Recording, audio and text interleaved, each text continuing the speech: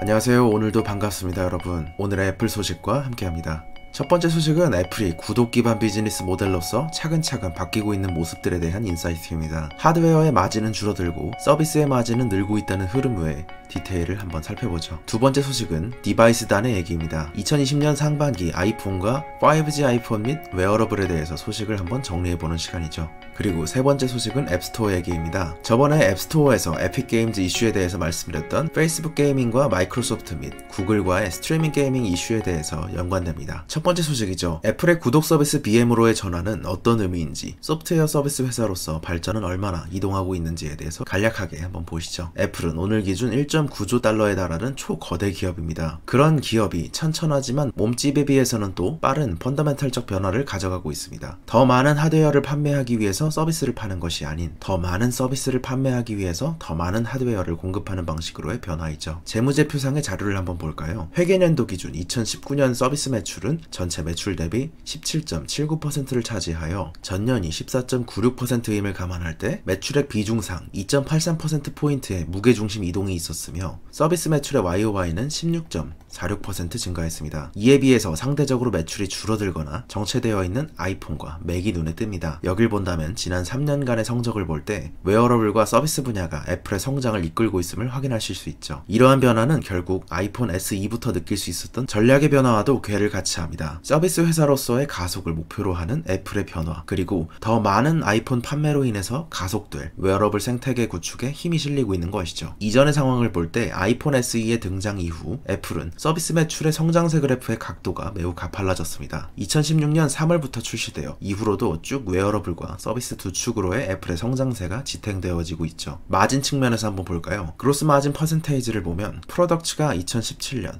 35.7%에서 시작되어 2019년 32.2%로 줄어들었고 서비스 분야는 2017년 55%부터 시작되어 2019년에는 63.7%로 오르기까지 마진율의 변화가 드라마틱합니다. 하드웨어의 총 마진율은 줄어들었지만 서비스를 통한 마진율은 증가했죠. 그럼에도 불구하고 여전히 하드웨어가 성장을 이끌고 있기 때문에 애플은 하드웨어 기업입니다만 천천한 듯 방향성을 갖고 빠른 움직임을 보여주고 있는 애플입니다. 애플의 CFO인 루카 마에스트리는 2분기 콜을 통해 애플의 유료 구독은 플랫폼 전반에 걸쳐서 5억 5천만 개 이상의 유료 구독이 발생하였으며 전분기 대비로는 3,500만 개 이상이 증가했고 전년보다는 1억 3천만 개 이상의 유료 구독이 있었다고 말했습니다. 이어서 2020년 목표는 현재 5억 5천만의 유료 구독자보다 5천만 명 더 많은 6억 명의 유료 구독자를 이끄는 것이 목표라고 말했죠. 전체적인 영업과 마케팅 방식도 큰 틀에서 수정을 거치고 있습니다. 현금 흐름은 늘리고 고객 기반은 확장하려는 구독 경제로 향하는 것이죠. 이에 자사 제품에 대해서 무이자 용자를 제공해주기도 하고 새로운 제품 구매의 단가를 낮추기 위해서 이전에 구매했던 제품의 모델을 트레이드인 해주기도 합니다. 또한 애플 원이란 번들 서비스를 통해 애플 뮤직, 애플 아케이드, 애플 TV 플러스, 애플 뉴스 플러스, 아이클라우드 등을 번들로 묶어 판매할 것이란 루머가 있죠. 이를 통해서 애플 서비스의 생태계를 확장할 수 있다는 측면에서 굉장히 긍정적인 얘기로 들릴 수 있습니다. 이러한 구독 서비스의 성공 사례 중 가장 대표적인 것을 꼽으라면 아무래도 어도비의 사례를 꼽을 수 있을 것 같습니다. 어도비의 크리에이티브 클라우드 서브스크립션에 따른 변동으로는 2012년부터 2014년까지는 꾸준히 순이익이 감소하는 모습을 보였지만 2014년에 바닥을 찍고 2015년부터는 계속해서 현금 흐름이 매우 좋아지고 순이익이 증가하는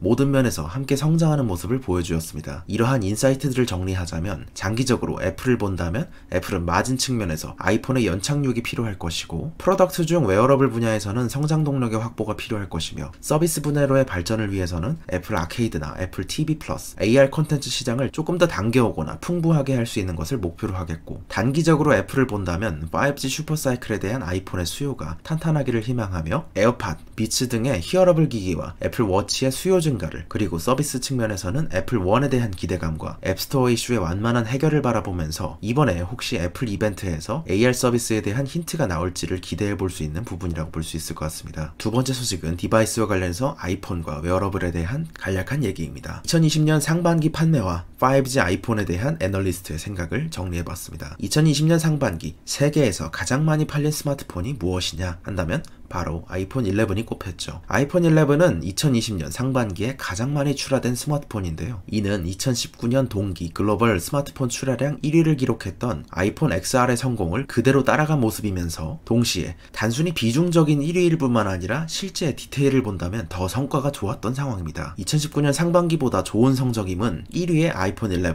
5위에는 아이폰 SE, 6위에는 아이폰 XR, 7위에는 아이폰 11 프로 맥스, 10위에는 아이폰 11 프로가 차지하면서 2019년 기준으로는 아이폰 XR과 아이폰 8, 아이폰 XS 맥스가 위치했던 시기와는 달리 올해에는 상당히 애플의 라인업이 상단에 위치해 있음을 보여줬습니다. 오히려 갤럭시는 작년보다 실적이 굉장히 안 좋아졌죠. 샤오미와 애플로 시장이 양분된 것을 보고 있자면 이번에 팬데믹 사태로 인해서 아주 저렴하거나 굳이 우리의 제품 가격이 적정하다는 것을 호소하지 않아도 되는 프리미엄 시장으로 양쪽으로 갈렸다, 이렇게 해석해 볼 수 있을 것 같습니다. 이러한 상반기의 성공에 대해서 한 애널리스트는 이렇게 말했습니다. 아이폰 11의 성공 키드라이버는 낮은 시작가입니다. 아이폰 11은 이전에 XR보다 $50 저렴하게 출시하면서 듀얼렌즈 카메라 같은 하드웨어적 개선을 더했다고 말이죠. 여기에 이어서 5G 아이폰에 대해서 한번 얘기해보죠. 5G 아이폰이 성공할 거란 가장 불리시한 애널리스트이긴 한데 시장에서는 가장 불리시하거나 가장 베어리시한 애널리스트들의 얘기만 주로 언급되다 보니 난 아이브의 얘기가 굉장히 많이 나오고 있습니다. 미국의 한 투자은행이 설문조사한 결과 2020년 9월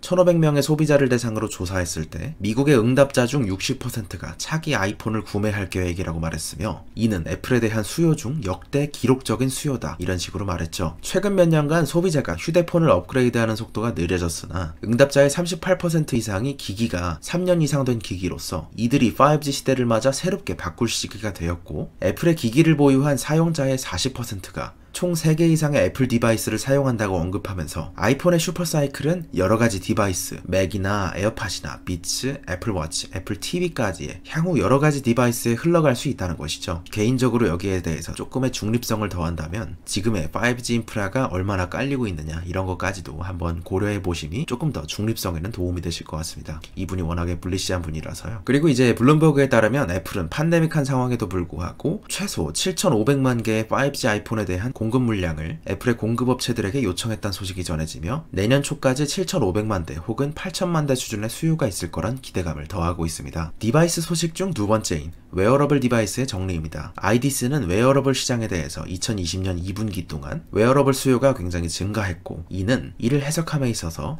야외 활동이 제한되다 보니 사용자들이 온라인 혹은 인앱 피트니스를 통해서 결국에 웨어러블 디바이스가 채택되는데 더 많은 기여를 했다는 주장을 했습니다. 이외에 최근 기대되고 확장되는 부분은 애플의 히어러블이라고 해서 에어팟과 비츠 등을 합친 들을 수 있는 기기들에 대한 수요가 또 따로 보자면 더욱더 성장에 기여할 수 있을 거란 기대감을 더해가고 있습니다. 이번 아이폰에서는 번들용 이어폰이 빠지는 것에 대한 얘기도 일부 기여하겠죠. 세계 5대 웨어러블 기업에 대한 2분기 실적입니다. 한번 눈으로 잠깐 보셔도 좋습니다. 그리고 정리드리자면 애플의 2분기 실적은 전년 동기 대비 시장 점유율 단에서는 3.1%포인트 증가하였으며 디바이스의 판매 측면에서는 전년 동기 대비 25% 증가하며 2,350만 대의 판매에서 2,940만 대 수준까지 590만 대의 실적이 증가한 모습을 보여줬습니다. 이런 부분에서 전체의 YOY가 14.1%임을 감안한다면 애플은 그 크기에도 불구하고 마켓 아웃퍼폼을 했다고 볼 수 있겠죠. 세 번째 소식으로는 서비스 파츠에서 앱스토어 이슈가 있었습니다. 스트리밍 게임 서비스 지침에 대해서 앱스토어의 가이드라인이 추가된 것인데요. 마이크로소프트와 페이스북, 구글이 영향을 받는 이슈입니다. 스트리밍 게임 서비스에 대해서 애플이 조건부로 허가해줬다는 표현이 조금 더 정확할 것 같습니다. 새 기업의 불만이 있었던 부분이었는데요. 마이크로소프트는 스트리밍 클라우드 게임 서비스인 엑스클라우드, 구글도 마찬가지로 클라우드 게임 서비스인 스테디아, 그리고 페이스북 게이밍이 대표적인 이해관계자입니다. 최근에 이들 중 구글은 언급하지 않았지만 페이스북과 마이크로소프트는 대놓고 불만을 표출함에 따라 에픽게임즈의 앱스토어 이슈에 대해서도 지지하는 뉘앙스를 펴기도 했었죠. 이 잠깐 설명을 드리자면 스트리밍 게임 서비스라는 거는 따로 다운로드를 하지 않고 하나의 앱 내에서 이것도 플레이하다가 저것도 플레이하는, 한마디로 마이크로소프트나 구글, 페이스북이 각자의 게임 플랫폼을 관리하는 권한이자 그런 새로운 서비스를 선보이겠다는 것인데요. 일단 애플의 입장부터 한번 정리해보죠. 애플의 입장은 스트리밍 게임 플랫폼 측면에서 플레이하는 것은 허가를 하겠으나 그 플랫폼 안에 들어가 나가는 게임들에 대해서는 앱스토어에서 하나하나 직접 다운로드 받도록 해야 한다는 것입니다. 예를 들어서 페이스북이 페이스북 게이밍에 테트리스를 추가하려고 합니다. 그런다면 테트리스 게임을 직접 앱스토어에서 애플을 통해서 소비자는 다운받고 나서 그것을 다시 페이스북 게이밍에서 즐기라는 것이죠. 또한 여기서 나와 있듯이 페이스북 게이밍 안에 있는 그 게임들, 각각의 게임들에 대해서 업데이트하는 내용들은 이것들도 내용을 유저에게 적용하기 전에 애플에게 직접 제출해야 한다는 가이드라인입니다. 이에 대해서 각 기업들은 어떻게 말했을까요? 애플은 일단 언급을 거부했습니다. 그리고 마이크로소프트는 애플의 제안을 거절하는 논조입니다. 근데 사실 여기도 구글 같은 경우에는 본인들도 앱스토어처럼 마켓의 관리자이기 때문에 마켓의 관리자인 이상 이것에 대해서 좀 언급한다는 게 조금 꺼려지긴 할 겁니다. 그런데 이제 이해관계가 없는 마이크로소프트 같은 경우는 애플의 제안을 거절하는 논조입니다. 이제 여기에 대해서 말한 것은 이는 여전히 고객 경험 측면에서 나쁜 것이다, 이것을 강조하는데요. 게이머는 스트리밍 게임을 통해서 하나의 앱 내에서 카탈로그로 움직이다가 바로 게임을 이동하면서 수백 개가 넘는 게임 앱들을 다운받을 필요 없이 즐길 수 있도록 하기 위해 클라우드 게이밍 서비스를 여는 것인데, 엑스클라우드나 스테디아 입장에서는 자신의 플랫폼 비즈니스 모델을 애플의 앱스토어 정책과 반대된다는 이유로 수정해야 한다는 입장입니다. 결국에 다시 한번 본다면 애플은 스트리밍 게임 서비스가 게임 번들처럼 사용되기를 바라고 있고, 마이크로소프트, 페이스북, 구글은 게이밍 플랫폼을 열어서 그 게임 플랫폼 안에 있는 게임들에 대해서 승인하고 관리하고 결정하는 등 이런 자체적인 플랫폼을 만들고 싶어 하고 있죠. 오늘은 이렇게 전체적으로 마무리를 하는데요. 마무리하기 전에 애플의 소식과 관련해서 9월 15일 기준으로 진행될 애플 이벤트에 대해서는 한번 보시는 것도 나쁘지 않은 경험이실 것 같습니다. 미국 시간 기준 9월 15일 오전 10시, 한국 시간 기준으로는 9월 16일 새벽 2시에 진행되는데요. 여러가지 기대감들이 있고, 저는 여기에서 개인적으로는 이 마크에서 아마 이거 움직이는 거 보신 분들도 계셨을 것 같은데, 이 부분에서 저는 AR에 대한 로드맵이 애플이 어떻게 가져갈지 굉장히 궁금해진 부분이었습니다. 그리고 정리하면서 잠깐 말씀을 드리자면, 구독자분들 중에 캘리포니아에 사시는 분들이 많으셨거든요. 근데 아직 캘리포니아의 산불 소식이 들리기 때문에 걱정이 되고 있습니다. 심지어 일각에서는 이 캘리의 산불 때문에 금융위기가 촉발될 수도 있다, 이런 주장마저 생겨날 정도로 이게 굉장히 큰 문제가 되고 있는데요. 이런 캘리포니아의 산불이 하루빨리 잡히기를 바라는 마음입니다. 오늘 하루도 좋은 하루 보내시기 바랍니다. 여러분 감사합니다. 올바른이었습니다.